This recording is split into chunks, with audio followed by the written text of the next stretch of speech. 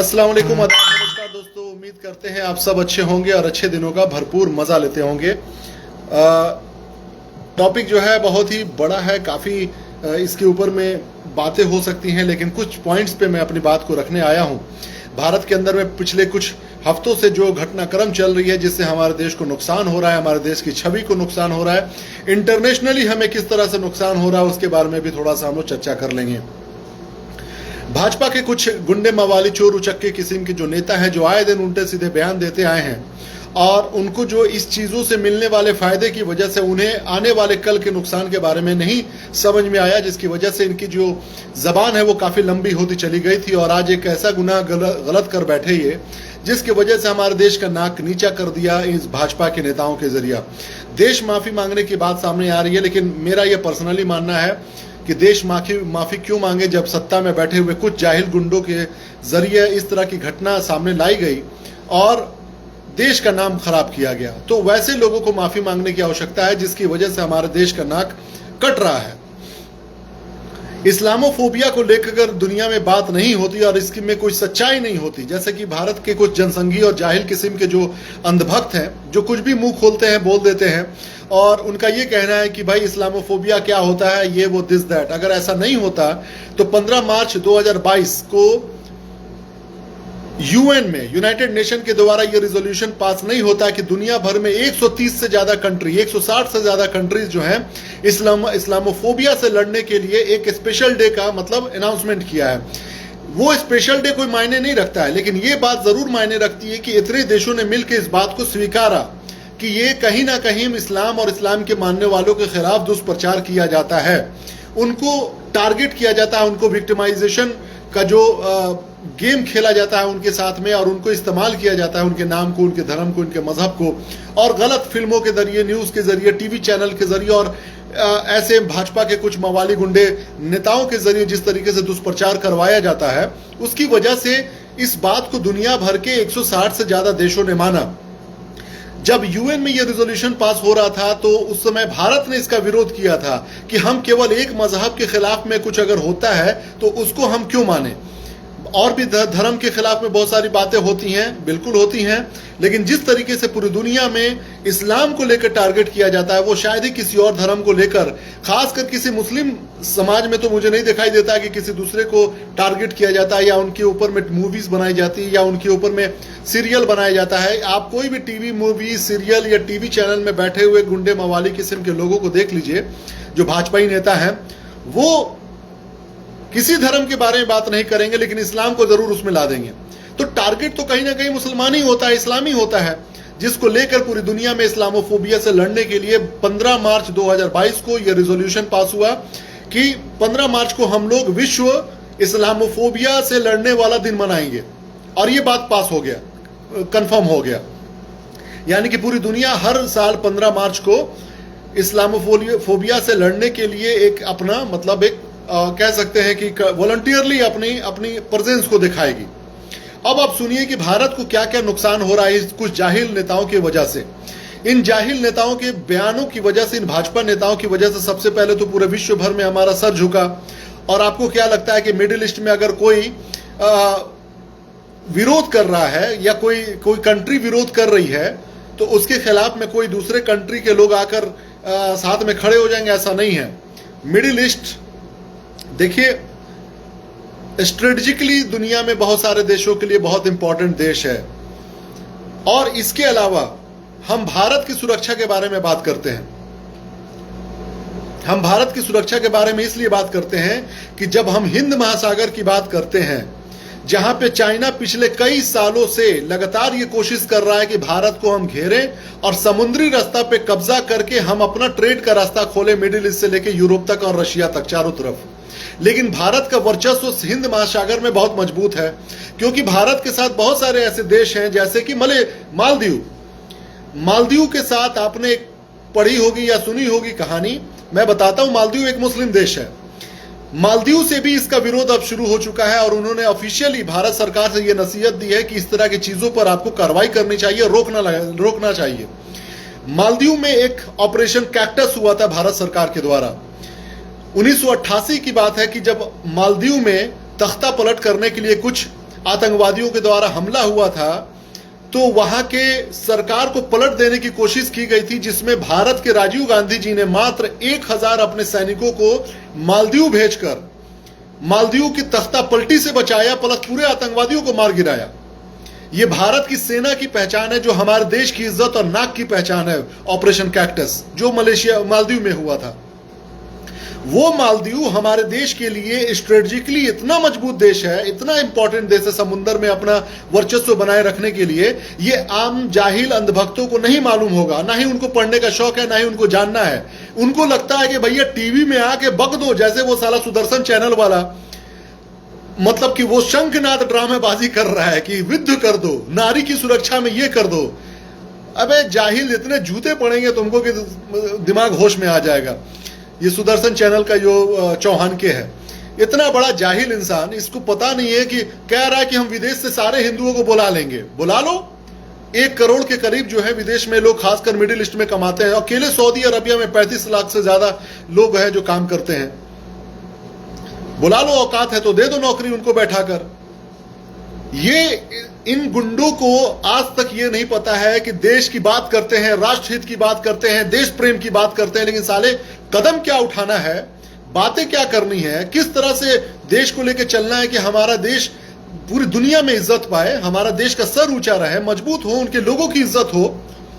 आज पता है, जो हिंदू मुसलमान करने वाले लोग हैं और जो विदेश में बैठे हुए हिंदू जॉब कर रहे हैं, जो बेचारे अच्छे हैं, जो हर लिहाज से अच्छे हैं, जो ना उनके अंदर में सांप्रदायिक सोच है, ना उनके अंदर में किसी तरह का भेदभाव है, वो मुसलमानों के साथ बैठते हैं, खाते हैं, एक प्लेट में शेयर करते हैं। आज वैसे भी लोग शर्मिंदगी महसूस कर रहे हैं। केवल ये सुरेश चौहान के जैसे लोग, नुपुर शर्मा जैसे लोग और भाजपा के कुछ जाहिल गंवार गुंडे मवाली नेता टाइप के लोग, ये वही लोग हैं जो मॉब लिंच करके आने वाले लोगों को माला पहनाया करते थे। और लोग, ये कोई नेताओं की भी गलती नहीं है, ये आम जनता की भी गलती है।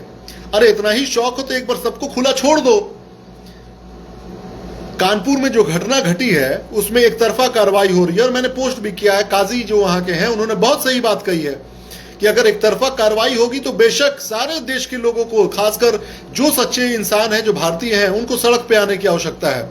ये भाजपाई सरकार जो है गुंडागर्दी पे, खासकर ये यूपी सरकार जो है, ये अपने आप को गुंडा ही दिखा रही है कि भाई हम जो मर्जी वो कर लेंगे। लोग अभी शांत हैं, खामोश हैं, क्योंकि लोग उतना तक पीछे जाना चाहते हैं कि चलो भाई यहां से हम दब जाते हैं, चलो रुक जाते हैं, चलो देख लेते हैं। उन्नाव में देखा कितने गरीबों के घर को उजाड़ दिया, सारे लोग गुस्से में बैठे हुए हैं। ऐसे गुंडई से देश नहीं चलता है, ऐसे बदमाशी से देश नहीं चलता है।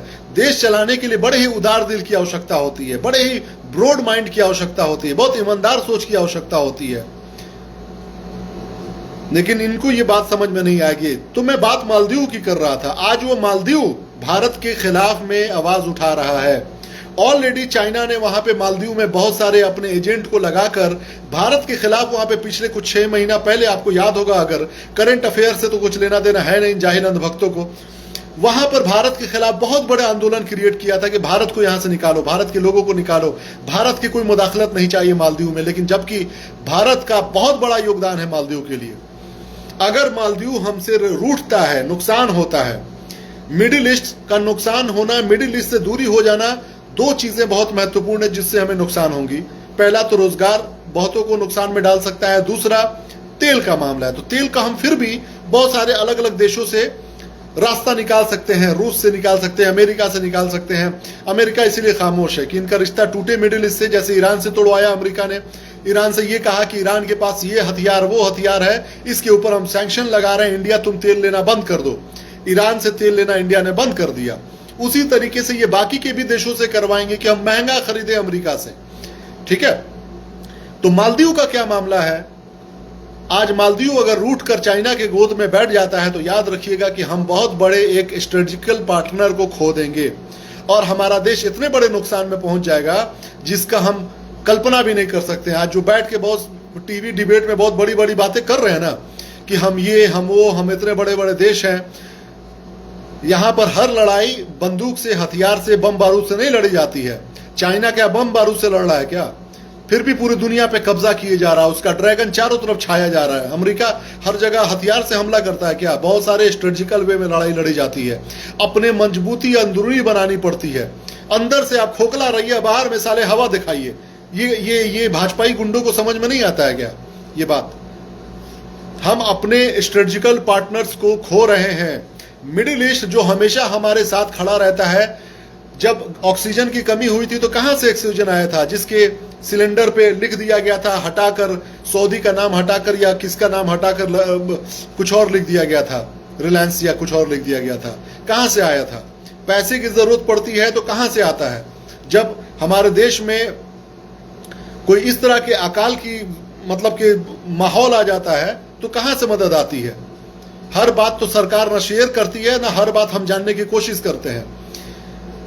मुस्लिम कंट्रीज या आसपास के कोई भी कंट्री हमारे लिए नुकसानदेह साबित हो सकते हैं जब हमारा अपना नीति सही ना हो। हमें अपनी नीति को बेहतर बनाने की आवश्यकता है।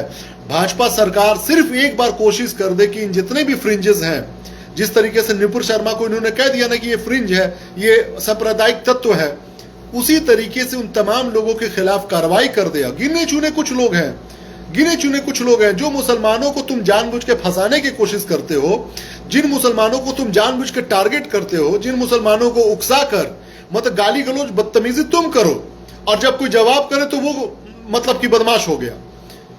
अगर तुम ईमानदारी से किसी ऐसे लोगों पे जो भड़काने का काम करते हैं उस पर कार्रवाई कर दो, फिर उसके बाद कोई सड़क पे आके बदमाशी करता है तो उसको तोड़ो ना, जितना तोड़ना है डंडा उसके ऊपर।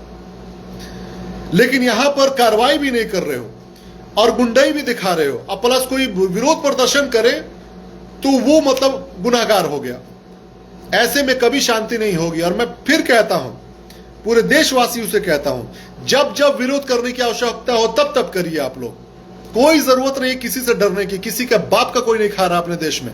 सब लोग अपनी मेहनत कर रहे हैं और सब लोग अपने कमाई का खा रहे हैं और सब लोग टैक्स दे रहे हैं।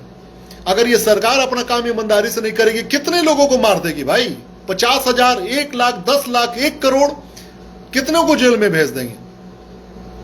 ये वो लोग हैं जो बेईमान हैं, और जहां पर इंसाफ नहीं होता वहां पे कभी शांति नहीं होती। ये लोग इतने जाहिल हैं, इतने, मैं कुछ और शब्दों का इस्तेमाल नहीं करना चाह रहा, लेकिन यकीन मानिए कि ये जो बैठे हुए सत्ता में कुछ लोग जो हैं, ये साले नाजायज हैं, उनकी सोच नाजायज है। ये कभी ईमानदारी से और इंसाफ की सोच नहीं सोच सकते हैं। इसलिए इनको जगाते रहने के लिए विरोध करते रहना है। जब जब जरूरत हो विरोध करते रहना है। और खासकर मैं बता रहा हूं कि जो इतने मौलाना लोग हैं जो बैठ के कुछ दलाली भी कर रहे हैं, दलाली छोड़िए और सरकार से अपनी बात को रखिए। एक पंजाब में आप देखो 1% सिख कम्युनिटी पूरी सरकार को हिला के रख देती है। क्या कर लेंगे भाई? आर्मी उतार देंगे, सेना उतार देंगे और क्या। लेकिन एक बार तो सरकार को बतानी पड़ेगी कि भाई सरकार, आप हमारे लिए जिम्मेदार हैं, आप हमारे सुरक्षा के लिए जिम्मेदार हैं। क्यों नहीं आप मतलब हमें सुरक्षा प्रदान कर सकते हैं? क्यों नहीं आप हमारे खिलाफ जो बदतमीजी हो रही है, जो हमारे पैगंबर के खिलाफ उल्टा सीधा बोला जा रहा है, आप क्यों नहीं उस पर कार्रवाई कर सकते हैं? और इससे ज्यादा मुसलमान मांग क्या रहा है? ना रोजगार हम मांग रहे हैं, ना हम इनसे ये कह रहे हैं कि हमें कोई स्पेशल कोटा दो, ना हम अपने रिजर्वेशन की बात करते हैं, ना कुछ करते हैं। फिर इसमें इतना चिढ़ क्यों है इन लोगों को? बैकफुट पे रहने से काम नहीं चलेगा। तो बात मैं कर रहा था कि देश में किस तरीके से ये लोग नुकसान पहुंचा रहे हैं विदेश में रहते, विदेश से रिश्ता खराब करके। मालदीव भी अब इस चीज में कूद चुका है। मालदीव जिस दिन चाइना के गोद में बैठ गया, याद रखिएगा, भारत के लिए बहुत बड़ा नुकसान साबित हो जाएगा। ये स्ट्रेटेजिकली हमारे लिए बहुत इंपॉर्टेंट पार्टनर है। ऑलरेडी हम्बन टोटा के बारे में सुना होगा आप लोगों ने। श्रीलंका का एक बंदरगाह है हम्बन टोटा, जिसका नाम है हम्बन टोटा। पढ़िएगा, गूगल कीजिएगा। वो हम्बन टोटा भारत ने कई बार कोशिश किया कि हम उसको ले लें, क्योंकि समुद्री रास्ता बहुत इंपॉर्टेंट है। इंटरनेट डिस्कनेक्ट हो गया था, तो ना हम अफगानिस्तान की तरफ से जा सकते हैं, ना हम पाकिस्तान की तरफ से जा सकते हैं। ऐसे में हमें यह जरूरी है कि हमारे पास समुद्री रास्ता इंपॉर्टेंट है, उसको बचा के रखें। कोशिश कर रही है सरकार, इसमें कोई दो राय नहीं है कि सरकार जो है केंद्र में वो कोशिश कर रही है कि हम जो मामला बिगड़ा है उसको ठीक करें। लेकिन ये वक्त पर कार्रवाई कर देते, इसमें झुकने वाली कौन सी बात है भाई? अगर आप अपने ही देशवासी के कहने पर अपना कुछ कार्रवाई करते हैं उन घटिया लोगों के खिलाफ, तो इसमें शर्मिंदगी की कौन सी बात है? और ऐसे लोग अगर ये सोचते हैं कि मुसलमानों के कहने पर अगर आपने कार्रवाई करी है तो वो लोग धोखेबाज हैं, गद्दार हैं, जो ये सोच रखते हैं। अगर सरकार ईमानदारी से काम करे, सच्चाई के साथ काम करे, तो कौन उनका साथ नहीं देगा? और अगर कोई गद्दार है वो आपको गलत रास्ते पर चलने को मजबूर करेगा, तो वैसे संघी मानसिकता के लोग, वैसे गुंडे मवाली लोग जो हिंदू मुसलमान करके सत्ता में बनाए रखना चाहते हैं, वो लोग ज्यादा दिन के आपके पार्टनर नहीं हो सकते हैं। वो लोग ज्यादा दिन तक आपको खींच के नहीं ले जा सकते हैं। ये वो लोग हैं जो देश को गर्त में लेकर जाएंगे। ये लोग देश को गर्त में लेकर जाएंगे, याद रखिएगा। ऐसे लोग आपके लंबे समय के लिए पार्टनर हो ही नहीं सकते हैं, और ना ही आपके वोटर। इसीलिए सरकार इस पे कदम उठाए, सजा दिलवाए उन लोगों को जो लोग इस तरह की घटिया हरकतें करते हैं, बातें करते हैं।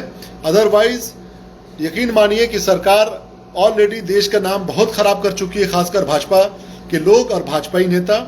अगर आप लोगों ने ये कार्रवाई नहीं किया तो हम ऐसे ही अपने सारे स्ट्रेटेजिकल पार्टनर्स को खोते रहेंगे। मिडिल ईस्ट हमारे लिए एक ऐसा चेन है जिसके जरिए दुनिया के और भी देशों से हमारे रिश्ते अच्छे होते रहते हैं। कभी आप इंटरनेशनल जियो पॉलिटिक्स पढ़िएगा, कभी जो रिश्ते बनते हैं, जैसे हमारे इंटरनेशनली जितने भी बातें होती हैं, जैसे अभी यूएई के साथ में एक ट्रेड एग्रीमेंट हुआ है, पता है कि नहीं? ट्रेड एग्रीमेंट हुआ है। अभी वहां पर भारत के लोगों के लिए बिजनेस करना कितना आसान हो गया है, वो आप अंदाजा नहीं लगा सकते हैं। वही ट्रेड एग्रीमेंट अभी अभी ऑस्ट्रेलिया के साथ भी हुआ है। तो यूएई ने पहले वो रास्ता खोला, फिर उसके बाद से ऑस्ट्रेलिया का ये मामला सामने आया। तो ऐसे देश जो हमारे लिए हर तरीके से, हर लिहाज से बेहतर हैं, हमारे देश के लिए फायदेमंद है, उनके साथ रिश्ता खराब करने की कोशिश ना किया जाए। ये सिर्फ और सिर्फ भाजपा के उन गुंडे मवाली नेताओं की बात है। उनके ऊपर एक बार कार्रवाई करके पूरी दुनिया को, पूरे देश को मैसेज दीजिए। अरे मुझे ये समझ में नहीं आ रहा है कि अगर भारत सरकार के पास मुद्दे नहीं है तो आप रोजगार की बात करो, आप लोगों को काम दो, जॉब दो, कौन आपको वोट नहीं देगा? लेकिन ये जो बुलबुला बना के रखे है ना हिंदू मुसलमान वाला, वो ज्यादा दिन तक चलेगा नहीं, फूट जाएगा एक ना एक दिन। और गृह युद्ध की तरफ क्यों ले जाना चाहते हैं देश को? गृह युद्ध की तरफ क्यों ले जाना चाहते हैं? अगर आपसे देश नहीं संभल रहा है तो एक बार खुल के बोल दीजिए कि तुम ही लोग देख लो आपस में। यही एक उपाय होगा फिर। और नाइंसाफी जहां होगी, मैं बार बार कहता हूं, वहां इंसाफ नहीं जहां होगा वहां पर कभी भी शांति नहीं हो सकता। जहां पर इंसाफ नहीं है वहां पर कभी शांति नहीं हो सकता। ठीक है, अपना ख्याल रखिए। बहुत बहुत शुक्रिया। जय हिंद।